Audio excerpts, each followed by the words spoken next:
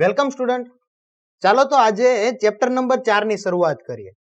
Chapter number 4 છે આપણું ગાણિતીય અનુમાનનો સિદ્ધાંત. તો આ ચેપ્ટરમાં સમજતા પહેલા, શરૂઆત કરતા પહેલા એના અર્થ વિશેની વાત કરીએ, એના બેઝિક તરફ જઈએ. તો ગાણિતીય અનુમાનનો સિદ્ધાંત એટલે શું, સૌપ્રથમ તો એ જાણવાની ટ્રાય કરીએ. બરાબર છે. તો આનો ઉપયોગ એટલે કે એક ગણિતનો એક આપણું સાધન થશે, એક ઓજાર થશે. જેમ કે ઘરે તમે જાણો છો કાતર, ચપ્પુ, કે જેનો તમે અલગ અલગ આ સાધનોનો અલગ અલગ રીતે ઉપયોગ કરીએ છીએ. કે માની લો કે કાતર છે તો તેનો કાગળ કાપવા માટે ઉપયોગ કરીએ છીએ, ચપ્પુ છે તો શાકભાજી, ફ્રૂટ્સ કે કોઈ પણ અધર વસ્તુ કાપવા માટે ઉપયોગ કરીએ છીએ. તો એવી રીતે આજે ગાણિતીય અનુમાનનો સિદ્ધાંત છે, આનો ઉપયોગ આપણે ઘણી બધી મેથેમેટિકલ ફોર્મ્યુલા છે, સૂત્ર છે, જેને તમે અત્યાર સુધી યાદ રાખીને એનો ઉપયોગ કર્યો છે. ઘણા બધા દાખલાઓ ગણવા માટે તમે તેનો ઉપયોગ કરેલો છે. તો આવી જે સૂત્ર અને ફોર્મ્યુલા છે એને તમારે વ્યાપક રીતે સાબિત કરવા માટે આપણે તેનો ઉપયોગ કરીશું. બરાબર છે. તો પછી આપણને ઘણાને એવો સવાલ થશે કે આ ગણિતીય ફોર્મ્યુલા એટલે શું, સૂત્ર એટલે શું. તો હું તમને એક સવાલ પૂછું કે જેના પરથી તમને સમજાઈ જશે કે હા, સૂત્ર અને ફોર્મ્યુલા એટલે શું. કેવો સવાલ? માની લો કે હું તમને એવું કહું કે 1 + 2 + 3 આવું તમને 50 સુધી સરવાળો કરવાનું હું તમને કહું. માની લો કે 100 સુધીનો સરવાળો કરવાનું કહું, તો શું તમે એવું કરશો? 1 + 2 એનો આન્સર આવે, એની સાથે +3 એનો આન્સર આવે, એની સાથે +4. તો આવી રીતે તમે 50 કે 100 સુધી જવાનું છે તો આવી રીતે કરશો ખરા? ના. તો અમુક લોકો જો બરાબર પાછળના ધોરણો ભણેલા હશે તો એ ડાયરેક્ટલી આન્સર આપશે કે આના માટેનું સૂત્ર છે. કયું સૂત્ર? તો n × n + 1 / 2. કે કોઈ પણ પ્રાકૃતિક સંખ્યા તમને જ્યાં સુધીની આપેલી હોય એના સરવાળા માટેનું સૂત્ર છે, જે તમે ધોરણ 10 માં સમાંતર શ્રેણીમાં શીખીને આવ્યા છો. તો જેને તમે સૂત્ર કહો છો, આ સૂત્રને આપણે વ્યાપક રીતે સાબિત કરીશું કે હા સાચું છે કે નહીં. તો એના માટે જ આપણું આ ગણિતનું જે ટૂલ્સ છે, આ જે સાધન છે એનો ઉપયોગ કરીશું. એ સાધન એટલે ગાણિતીય અનુમાનનો સિદ્ધાંત. ચાલો, તો તમને એવું થશે કે તમે તો ના કીધું કે આવી રીતે નહીં કરીએ. 1 + 2 એની સાથે જે આન્સર આવશે એની સાથે 3 નો સરવાળો, એનો જે આન્સર આવશે એની સાથે 4 નો સરવાળો. આવું તો આપણે કરવા બેસવાના નથી. કોઈ એના માટે આપણે કોઈને કોઈ વ્યાપક સૂત્ર યાદ રાખીશું, વ્યાપક ફોર્મ્યુલા માટે સાબિત કરી દઈશું. તો પછી એને સાબિત કરીશું કઈ રીતે? આ સાબિત કરવા માટે મિત્રો આપણે જે આ ગાણિતીય અનુમાનના સિદ્ધાંતમાં અનુમાન જે શબ્દ છે એને આપણે સમજવો પડશે. અનુમાન એટલે ઇંગ્લિશમાં કહીશું ઇન્ડક્શન. આ અનુમાન સમજતા પહેલા આપણે એક બીજો શબ્દ શીખવો પડશે, જે છે ડિડક્શન. ડિડક્શન એટલે આપણી ભાષામાં કહીશું તો તારવણી. બરાબર છે. આ બે શબ્દ જો આપણને આવડી જશે તો આ ગાણિતીય અનુમાનનો સિદ્ધાંત જે ચેપ્ટર છે એને ખૂબ જ સરળતાથી આપણે શીખી જઈશું. ચાલો, તો આ ઇન્ડક્શન એટલે કે અનુમાન શીખતા પહેલા આપણે જે શીખવું પડશે એ છે ડિડક્શન એટલે કે તારવણી. ડિડક્શન એટલે કે તારવણી. એમાં કેવું થશે કે તમને કોઈ વ્યાપક કેસ આપેલા હશે, એમાંથી તમારે કોઈ સ્પેસિફિક એટલે કે વિશિષ્ટ કેસ માટેની વાત કરવાની હશે. તો વ્યાપકમાંથી જ્યારે વિશિષ્ટમાં આપણે જતા હશું ત્યારે જે કરીશું એને કહેવાશે ડિડક્શન. આવી રીતે નહીં સમજાય, એના માટે માની લો કે હું તમને ઉદાહરણ આપું. ચાલો, વ્યાપક એવું ઉદાહરણ છે કે માણસ ખાય છે. કોઈ પણ માણસ આ પૃથ્વી પર હશે તે ખાતું જ હશે, એટલે કે માણસ ખાય છે. સાથે સાથે હજુ એક એવું એક્ઝામ્પલ લઈ લઉં છું કે રોહિત ખાય છે. રોહિત ખાય છે. તો આ બંને પરથી એવું કહી શકાય કે રોહિત એટલે કે કોઈ માણસનું જ નામ થયું. તો એનો મતલબ ટૂંકમાં એવું તો કહી શકાય રોહિત માણસ છે. તો આ એક રોહિતની વાત થઈ ગઈ. એના માટેની એક વિશિષ્ટ કેસની વાત થઈ ગઈ કે રોહિત માણસ છે. એની એક પોતાની વાત થઈ ગઈ, સ્પેસિફિક કહી શકાય.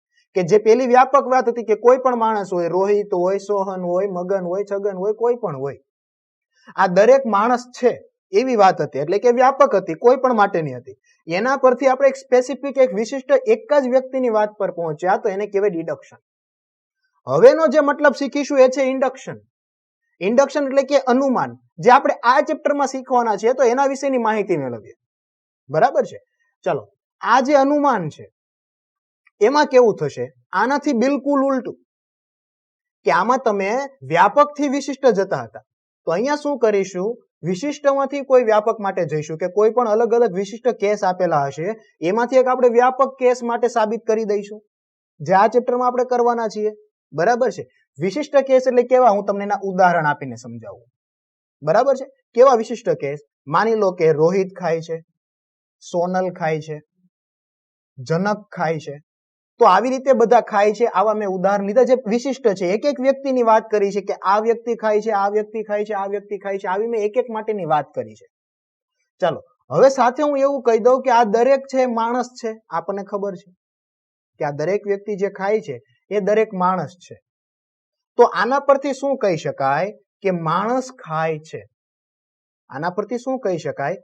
માણસ ખાય છે. તો આ એક વ્યાપક શું થઈ ગયું? બરાબર છે. તો એનો મતલબ એવો થયો કે સ્પેસિફિક એટલે કે કોઈ એકની વાત પરથી આપણે વ્યાપક વાત પર જતા રહ્યા કે જે આ પૃથ્વી પર માણસ હશે એ ખાતો હશે. તો એ જે આપણું થઈ ગયું એ અનુમાન થઈ ગયું, એટલે કે ઇન્ડક્શન થઈ ગયું અંગ્રેજીમાં કહીએ. ચાલો આ અનુમાન આ થોડું આપણે સમજવાની ટ્રાય કરી. તો હવે આ ચેપ્ટરમાં આપણે જે કરવાના છીએ એ ચેપ્ટરમાં પણ આવું જ હશે. આપણને અલગ અલગ ગાણિતીય ફોર્મ્યુલા આપેલી હશે. આ ગાણિતીય ફોર્મ્યુલાને કોઈ વિશિષ્ટ 3-4 કેસ માટે આપણે સાબિત કરીશું. કોઈ વિશિષ્ટ 3-4 કેસ માટે આપણે સાબિત કરીશું અને એ 3-4 કેસ માટે સાબિત કરીને વ્યાપક રીતે સત્ય છે એવું કહી દઈશું. બરાબર છે. તો એના માટે હજુ તમને એક એક્ઝામ્પલ આપું કે જેથી આ સ્ટેપ આપણે કઈ રીતે સાબિત કરવાના છીએ, કઈ રીતે સ્ટેપ બાય સ્ટેપ ચાલવાના છીએ એની તમને હજુ વધારે સમજ આવશે અને હજુ આપણું બેઝિક વધારે ક્લિયર થશે. અને મિત્રો આપણને ખબર છે જો આપણું બેઝિક વધારે ક્લિયર હશે તો જ ચેપ્ટરને સરળતાથી સમજી શકાશે. બરાબર છે. તો ચાલો એના માટે ખૂબ જ રસપ્રદ ઉદાહરણ તમને આપું. આ ઉદાહરણ એવું છે કે જે તમે લાઈવ નિહાળેલું છે, તમે જોયેલું છે. મોબાઈલ, યુટ્યુબ કે અન્ય કોઈ વિડીયોમાં કે અન્ય કોઈ જગ્યાએ તમે આ જોયેલું છે. કેવું ઉદાહરણ? તો તમે જોયું હશે કે ઘણી જગ્યાએ યુટ્યુબ કે વિડીયોમાં 1 by 1 લાઈનમાં તકતીઓ ગોઠવેલી હોય છે. કે એમાં શું થતું હોય છે, પહેલી તકતીને જ્યારે મારવામાં આવે છે તો 1 by 1 લાઈનમાં બધી તકતીઓ પડી જાય છે. આ તકતીઓ કઈ રીતે પડે છે? બસ આ જે રીતે પડે છે એનો જ ઉપયોગ, એટલે આપણો ગાણિતીય અનુમાનનો સિદ્ધાંત. અને હરેક એક્ઝામ્પલ આ જ પ્રમાણે આપણે સાબિત કરવાના છે. તો જોઈએ આ તકતીઓ ખરેખર પડે છે કઈ રીતે. તો એમાં કઈ રીતે હોય છે કે જો પહેલી તકતી આપણે એને ટકોરો મારીએ છીએ તો પહેલી તકતી પડે છે અને એ શું કરશે? બીજી તકતીને પાડે છે. બીજી પડશે, એ શું કરશે? ત્રીજી તકતીને પાડશે. આવી રીતે 1 by 1 આપણે જેટલી તકતી ગોઠવેલી છે એ લાઈનમાં પડશે. હવે માની લો હું એવું કરું છું, આ બાજુ નજર રાખું છું અને પહેલી તકતીને હું ટકોરો મારું છું. હવે પહેલી તકતી પડે છે કે નહીં એ તો હું નજર રાખતો જ નથી. તો શું બાકીની તકતીઓ પડશે?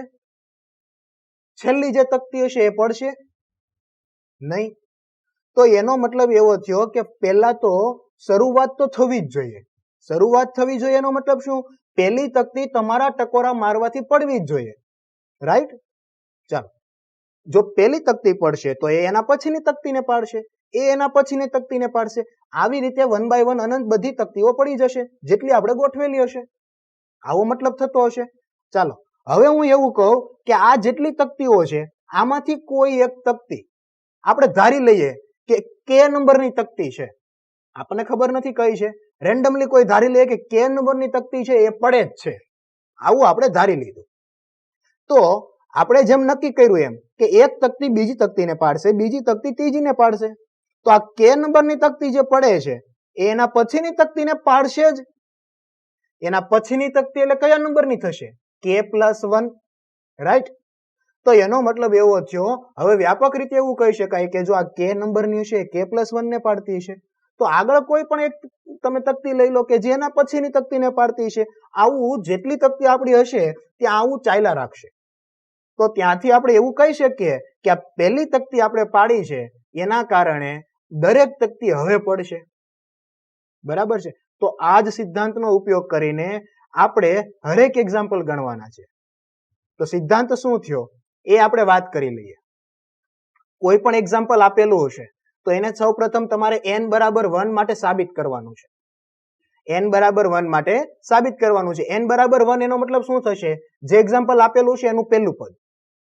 તો ડાબી બાજુ અને જમણી બાજુ બંને સાઈડ આપણે 1 મૂકીને સાબિત કરીશું. ત્યાર પછીનું સ્ટેપ શું રહેશે કે n બરાબર k માટે આપણે સત્ય છે એવું ધારી લઈશું. એટલે આપણે લખી દઈશું, ધારો કે n બરાબર k માટે સત્ય છે, એટલે જ્યાં n દેખાય ત્યાં k આપણે લખી દઈશું. અને ત્યાર પછીનું જે થર્ડ સ્ટેપ આપણે જેમાં તકતીમાં વાત કરી કે n બરાબર k+1 માટે સત્ય છે કે નહીં એવું સાબિત કરીશું. જો સત્ય સાબિત થઈ જાય તો એનો મતલબ એવું કહીશું કે કોઈ પણ સંખ્યા માટે આ જે આપેલી ફોર્મ્યુલા છે સત્ય બનતી છે, આપેલું જે સૂત્ર આપણને જે સાબિત કરવાનું કીધું હશે એ સત્ય થશે. આ 3 સ્ટેપમાં આપણે કામ કરીશું. કોના આધારે? તો આપણે આજે તકતીની વાત કરી એના આધારે. બરાબર છે?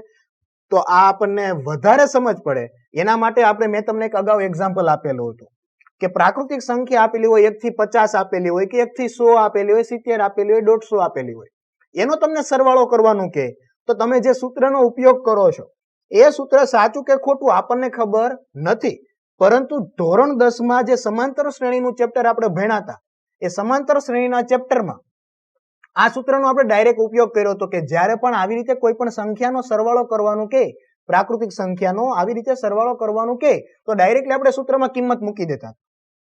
બરાબર છે? એ સાચું કે ખોટું એવું આપણે સાબિત કરતા હતા ને. એટલે મેં તમને શરૂઆતમાં કીધું કે આ જે ગાણિતીય અનુમાનનો સિદ્ધાંત છે એક આપણું સાધન છે, એક આપણો ઓજાર છે કે આવા કોઈ પણ જે સૂત્ર છે એને સાબિત કરવા માટે એનો ઉપયોગ થશે. બરાબર છે? તો આવું એક આપણે એક્ઝામ્પલ જોઈએ અને સાબિત કરીએ કે જેથી આપણને વધારે સમજ પડે આ ગાણિતીય અનુમાનનો સિદ્ધાંત જેનો આપણે અત્યાર સુધી ઉપયોગ કર્યો હતો એ સત્ય છે કે નહીં એવું સાબિત કરીને જોઈએ. તો આવો ચલો માની લો કે 1 + 2 + 3 અનંત સુધી n સુધી આપણને સરવાળો કરવાનું કહેશે. તો n સુધીના સરવાળાનું સૂત્ર થશે n × n + 1 / 2. પ્રાકૃતિક સંખ્યાના સરવાળાનું સૂત્ર આ તમને યાદ છે. તમે એવું કહેશો સાચું છે એમાં સાબિત શું કરવાનું? પરંતુ આ જે બેઝિક આપણે યાદ રાખ્યું હતું એટલા માટે. માની લો કે હવે કોઈ અલગ એવી સંખ્યાના સરવાળાનું સૂત્ર આવશે કે જે આપણે અત્યાર સુધી જોયું પણ નથી, તો એને કઈ રીતે સાબિત કરવું એ અહીંયા જોવાનું છે. બરાબર? ચાલો આ જે આપણને સૂત્ર આપેલું છે સૌ પ્રથમ n સ્વરૂપમાં છે. તમે જોઈ લો એ છેલ્લું પદ n છે તો એને આપણે લખી દઈશું p of n તરીકે લઈ લઈશું 1 + 2 ... + n × n + 1 / 2. પેલું કામ આ કરીશું. ચાલો મેં તમને હમણાં સ્ટેપ બતાવ્યા એ પ્રમાણે પહેલું સ્ટેપ કયું લઈશું? n બરાબર 1 માટે સાબિત કરીશું. તો લઈ લઈએ પહેલું સ્ટેપ n બરાબર 1 લેતા. તો મેં તમને સમજાવ્યું હતું n બરાબર 1 નો મતલબ શું થશે? આ પહેલું પદ. તો ડાબી સાઈડ n બરાબર 1 એટલે 1 જ આવે છે. તો જમણી બાજુ પણ આપણે n જ્યાં દેખાશે ત્યાં 1 મૂકીશું અને જો 1 બરાબર 1 આવી જશે તો એનો મતલબ એવું લખી દઈશું n બરાબર 1 માટે સત્ય છે. એટલે આપણું પહેલું સ્ટેપ ક્લિયર થઈ જશે. તો જોઈએ ડાબા p of 1. ચાલો અહીંયા p of 1 કારણ કે p of n હતો, n બરાબર 1 એટલે જ્યાં n દેખાય ત્યાં 1 મૂકી દીધો. પણ ડાબી સાઈડ p of 1 એટલે 1 એટલે કે પહેલું પદ જ થવાનું છે તો એ 1 જ આવે છે. ચાલો જમણી બાજુની વાત કરીએ તો જબા બરાબર n દેખાય ત્યાં 1 × 1 + 1 / 2. 1 × 1 + 1 2 / 2. 2 કેન્સલ આઉટ તો 1 આવશે. તો જોઈ શકાય ડાબા ઇક્વલ ટુ જબા બંનેનો આન્સર સેમ આવે છે. આના પરથી શું કહી શકાય કે p of n A n બરાબર 1 માટે સત્ય છે. p of n બરાબર 1 માટે સત્યનો મતલબ કે આપેલી ફોર્મ્યુલા p of n બરાબર જે આપણે લખી દીધી છે એટલે કે આ સૂત્ર જે n બરાબર 1 માટે સાચું છે. હવે શું કરીશું? મેં તમને સ્ટેપ જણાવ્યું તો એ જ પ્રમાણે હવે શું કરીશું કે ધારી લઈશું n બરાબર k માટે સત્ય છે જ એવું આપણે ધારી લઈએ. તો શું લખીશું? ધારો કે n બરાબર k માટે આપેલું જે p of n છે એ સત્ય છે. તો એને કઈ રીતે લખીશું? હવે જ્યાં n દેખાય ત્યાં k લખી દઈએ. p of k. ચાલો n દેખાય ત્યાં k તો આગળના દરેક ટર્મ એમ જ આવશે બેઠા ... ચાલો n દેખાય ત્યાં k equal to n × n + 1 એટલે કે k × k + 1 / 2. n બરાબર k નો મતલબ એ જ થશે. જેમ n બરાબર 1 હતો તો આપણે 1 મૂકેલો હતો, n બરાબર k છે તો આપણે 1 k મૂકીશું. ચાલો હવે શું કરીશું? આના આધારે n બરાબર k મૂકી દીધું. આનો જ ઉપયોગ કરીને હવે k + 1 માટે સાબિત કરીશું. તો થર્ડ સ્ટેપ આપણું શું થશે? n બરાબર k+1 લેતા, એટલે કે જ્યાં n દેખાય ત્યાં હવે આપણે k+1 મૂકી દઈશું અને ડાબી બાજુ લઈને k+1 ની જે જમણી બાજુ બનતી છે એ સાબિત કરીશું. બહુ સિમ્પલ છે. અત્યારે આપણે જે સ્ટેપ બાય સ્ટેપ ચાલીએ છીએ એ જ પ્રમાણે આખા ચેપ્ટરમાં ચાલવાનું છે. બસ તમને પહેલા એક્ઝામ્પલમાં ના સમજાય તો બીજું, બીજામાં ના સમજાય તો ત્રીજું, ત્રીજામાં તો સમજાઈ જશે અને આખું ચેપ્ટર આપણું ખૂબ જ સરળતાથી ક્લિયર કટ થઈ જશે. બસ આ બેઝિક વસ્તુ જે અત્યારે આપણે જોઈ એ આપણા માઇન્ડમાં હોવી જોઈએ. તો n બરાબર k+1 માટે જોઈએ તો p ઓફ n દેખાય ત્યાં k+1. ચલો આગળના દરેક ટર્મ એમ જ આવશે બેઠે બેઠા. વત્તા n છે, n દેખાય ત્યાં આપણે શું લખીશું? k+1 લખી શકીએ, equal to n into n+1. તો n બરાબર k+1 કાઉન્સમાં k+1+1 કારણ કે n+1 છે ડિવાઈડ બાય 2. ચાલો તો હવે અહીંયા તમે મિત્રો જોઈ શકો, અહીંયા આવી રીતે હું લખી શકું p ઓફ k+1. ચાલો અહીંયા k+1 નું પદ છે ને, આમ જોવા જઈએ તો અહીંયા n મું પદ કહેવાય, તો અહીંયા k+1 મું પદ કહેવાય, અહીંયા k મું પદ કહેવાય. તો આપણને ખબર છે કે જો આ k મું પદ હોય તો એની આગળનું પદ કયું હશે? k-1, કારણ કે આગળ આવીએ છીએ ને તો એક ઓછું. k+1 મું પદ હશે તેની આગળ કયું હશે? ફક્ત k. નહીં સમજાયું? જોઈએ. માની લો કે અહીંયા k છે તો એની આગળ કયું થશે? તો એક ઓછો કરો એ જ થશે. કારણ માની લો કે અહીંયા 4 છે તો 4 ની આગળ કયું થશે? 3 તમે જોઈ શકો. 3 હશે તો એની આગળ કયું થશે? 2. એટલે કે હરેકમાં સ્ટેપ બાય સ્ટેપ આપણે એક એક માઇનસ કરીશું. જો આપણે જમણી સાઈડ જતા હશું તો એક એક પ્લસ કરીશું. તો અહીંયા k છે એની આગળ શું થશે? k-1, એક ઓછું કરીશું. ચાલો એવી રીતે માની લો કે અહીંયા k+1 છે તો k+1 છે તો એની આગળ કયું થશે? k થશે. કારણ આ k+1 છે તો એમાંથી એક ઓછું કરીએ. ચાલો એક ઓછું કરીશું તો આન્સર શું આવશે? k, કેમ કે પ્લસ માઇનસ માઇનસ એકમાંથી એક જશે તો 0. તો આપણી પાસે આન્સર આવે છે k. તો અહીંયા હું એવું કહી શકું આ k+1 મું પદ છે તો એની આગળ k હશે અને પછી k+1 હશે. આવું લખી શકાય? તો કે લખી શકાય. ચાલો અહીંયા આની કોઈ ગણતરી થવાની નથી. k+1 અહીંયા થશે k+1+1 તો k+2 ડિવાઈડ બાય 2. હવે મિત્રો તમે સમજો કે આ જે છે આપણે સાબિત કરવાનું છે. મેં તમને એવું કીધું ને k+1 માટે સાબિત કરીશું. તો અહીંયા જે આપણને દેખાય છે આપણે સાબિત કરીશું. અહીંયા ડાબી બાજુ તરીકે આને લઈ લઈએ અને આ જમણી બાજુ જે બરાબરની છે એને આપણે સાબિત કરીએ તો લખીએ ડાબા બરાબર 1 + 2 + 3. ચાલો અહીંયા સુધીનું આપણે જાણીએ છીએ k સુધીનું, કે જેની કિંમત આપણી પાસે છે p ઓફ k છે ને 1 2 3 ડોટ ડોટ ડોટ k. તો k સુધીનો આન્સર છે. શું આન્સર આવશે આપણી પાસે? k into k+1 divide by 2 plus એના પછીનું જે પદ છે એ આપણી પાસે થશે k+1. મારે આટલાની એટલી ગણતરી કરવાની છે કે આ મારો ટાર્ગેટ થઈ ગયો, ત્યાં મારે પહોંચવાનું છે. આ જ દરેક એક્ઝામ્પલમાં આપણે સ્ટેપ બાય સ્ટેપ ચાલીશું. તો માની લો કે આના છેદમાં કાંઈ નથી તો એક હશે. ચાલો લસા લઈએ. k ઇન્ટુ k+1 બે અહીંયા ગુણાકારમાં જશે કેમ કે ચોકડી ગુણાકારની રીતે લસા લઈએ, અહીંયા એક સાથે થાય એટલા માટે છેદમાં 2 1 2. ચાલો આ k નો અંદર ગુણાકાર કરી દઈએ. અથવા તો એવું પણ કરી શકીએ કે બંનેમાં આપણને આ k+1 દેખાય છે તો એ k+1 ને જો હું કોમન કાઢી લઈશ તો મારી પાસે વધશે k+2, અહીંયાથી k અને અહીંયાથી +2 ડિવાઈડ બાય 2. તો જોઈ શકાય આપણે જે જમણી બાજુનો ટાર્ગેટ હતો ત્યાં આપણે પહોંચી ગયા, એટલે કે જબા લખી શકાય. સમજાય છે? તો અહીંયાથી એવું કહી શકાય ડાબા બરાબર જબા. કોના માટે થયું? p ઓફ k+1 માટે. તો શું કહી શકાય? તેથી કહી શકાય p ઓફ k+1 માટે આપેલી જે ફોર્મ્યુલા છે એ સત્ય છે. હવે મિત્રો અહીંયા ધ્યાન રાખજો, આવું હરેક વખતે લખવાનું છે. કોઈ બી એક્ઝામ્પલ તમને પૂછવામાં આવે તો આવું આપણે લાસ્ટમાં લખીશું. ચાલો આ k+1 સત્ય બનાવ્યું કઈ રીતે?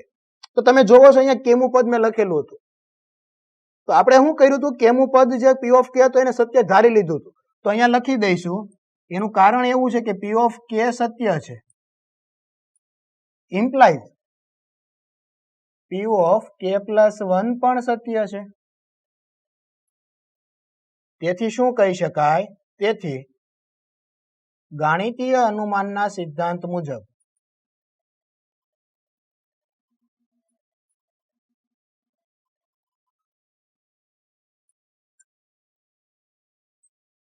n બિલોંગ્સ ટુ n એટલે કે કોઈ પણ પ્રાકૃતિક સંખ્યા લઈ લો એના માટે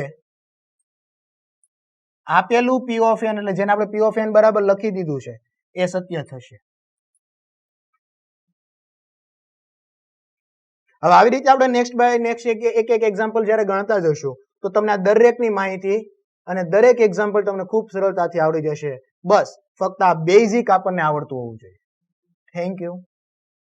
જો તમને સ્ટુડન્ટ ગ્રોના વિડીયો પસંદ આવ્યા હોય તો તેને લાઈક કરો, શેર કરો અને સબસ્ક્રાઇબ કરો જેથી કરીને તમને આગળના વિડીયોની નોટિફિકેશન મળતી રહે.